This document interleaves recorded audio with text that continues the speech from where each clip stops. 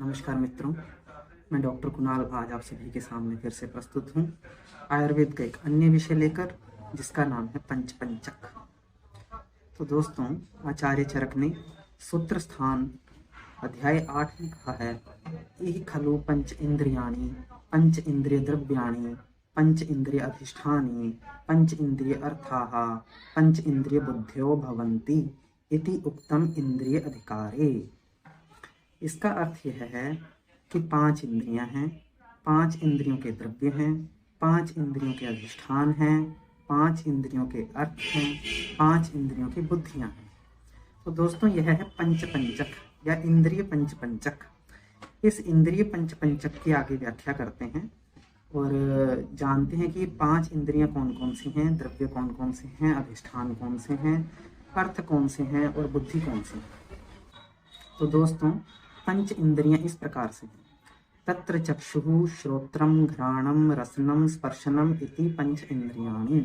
अर्थात चक्षु, स्त्रोत्र, घ्राण, रसना, स्पर्शन, इस प्रकार से 5 इंद्रियां हैं।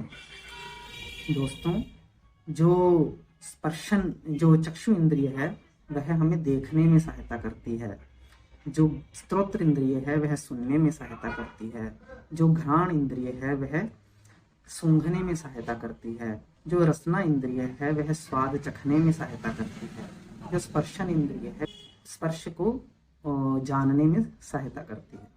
तो इस प्रकार से दोस्तों इंद्रियों का वर्णन कर दिया गया है। तत्पश्चात आता है पंच इंद्रिय द्रव्य। पंच इंद्रिय द्रव्यों में आता है खम वायु ज्योति आपो भू इति।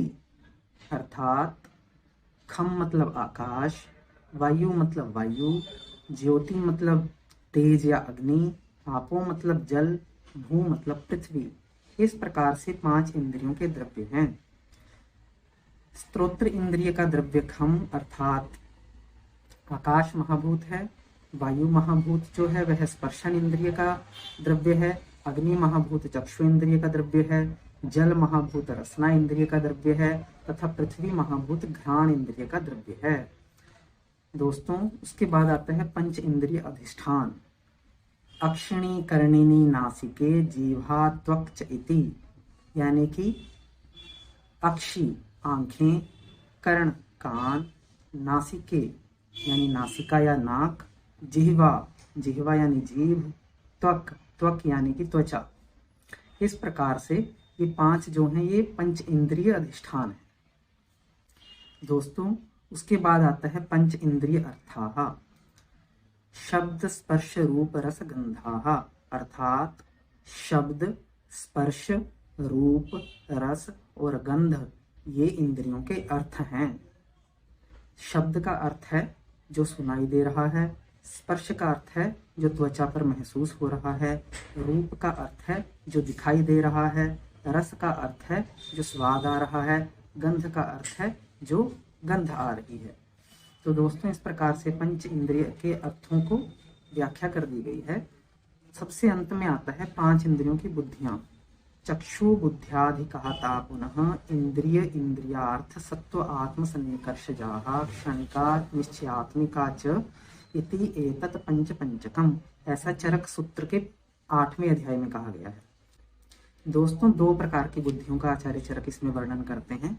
क्षणिका बुद्धि यानी कि मोमेंटरी नॉलेज, जो आपको प्रतिक्षण महसूस हो रही है, छूने पर, देखने पर, सूंघने पर, खाने पर। तो इस प्रकार से स्पर्श करने पर जो आपको महसूस हो रही है वह है क्षणिका इंद्रिय ज्ञान या क्षणिका इंद्रिय बुद्धि। दूसरी है निश्चयात्मिका बुद्धि, अर्थात जो यह बता रही है कि यह जो आपको इंद्रिय अर्थ जो ग्रहण हो रहा है वह दूसरे से अलग है। यानी कि जैसे स्पर्श का ग्रहण का अर्थ है कि यह रूप नहीं है, स्पर्श रूप नहीं है, स्पर्श गंध नहीं है या गंध स्पर्श नहीं है। तो इस प्रकार का जो ज्ञान है वह निश्चयात्मिका बुद्धि के द्वारा होता है।